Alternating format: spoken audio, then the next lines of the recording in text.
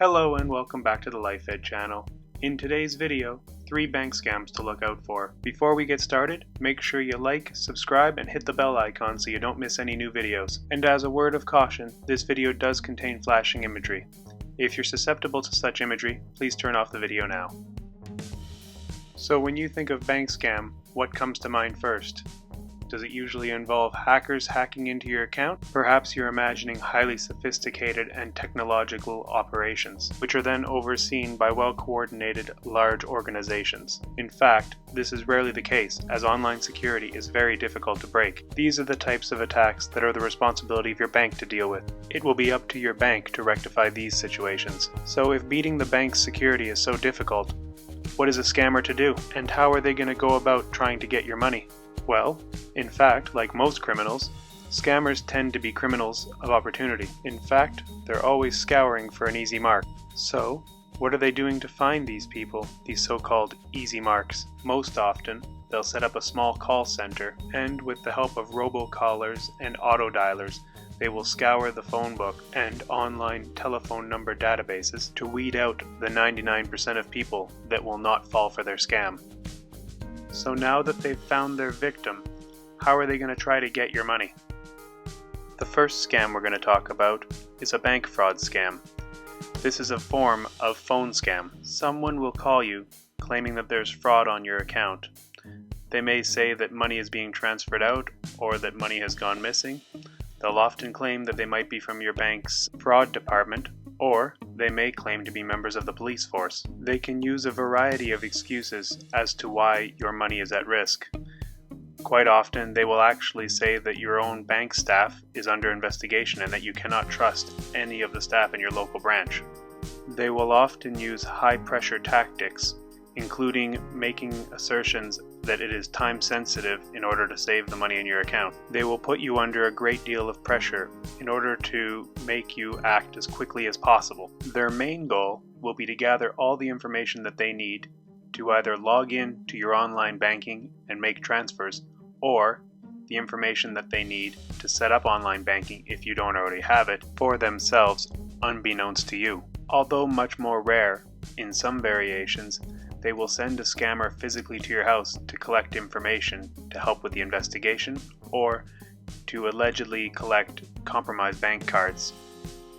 So, when you're listening to what the scammers are saying to you, you have to ask yourself, does this service seem a little too good to be true? Are they acting with a lot more urgency than you would normally expect from either your bank's fraud team or the police?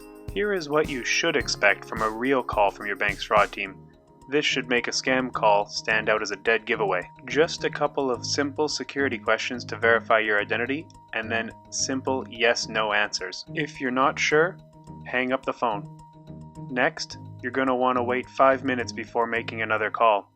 It is actually possible for scammers to keep the line open, so even though you hung up, dialed a number of the bank, you can still be put through back to the same people you were just talking to. Then you can verify directly with the bank whether or not it was a legitimate call.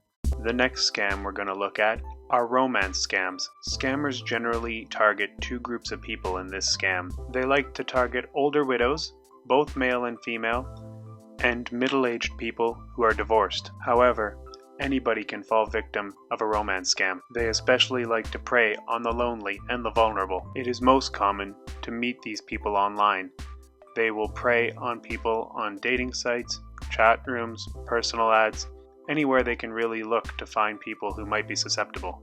This is not a quick scam like the last one.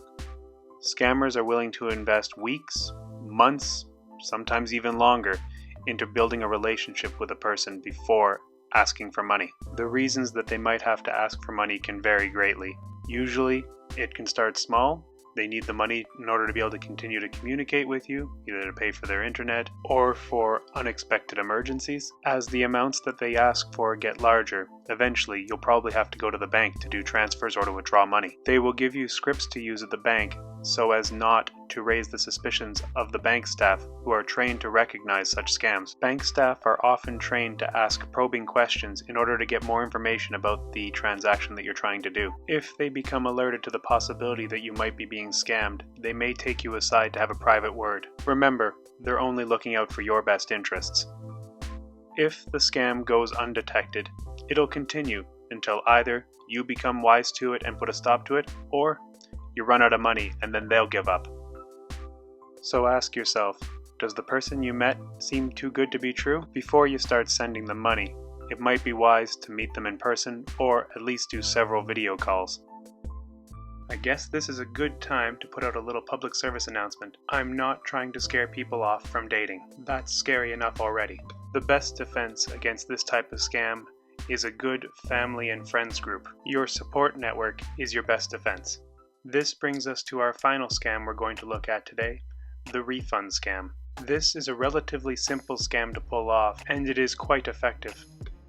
How the scammers initiate contact can vary greatly, but what they do is they pay an amount of money into your account that is greater than whatever they said they were going to do. They will then contact you saying that they accidentally refunded you too much money and asking you to pay the difference back.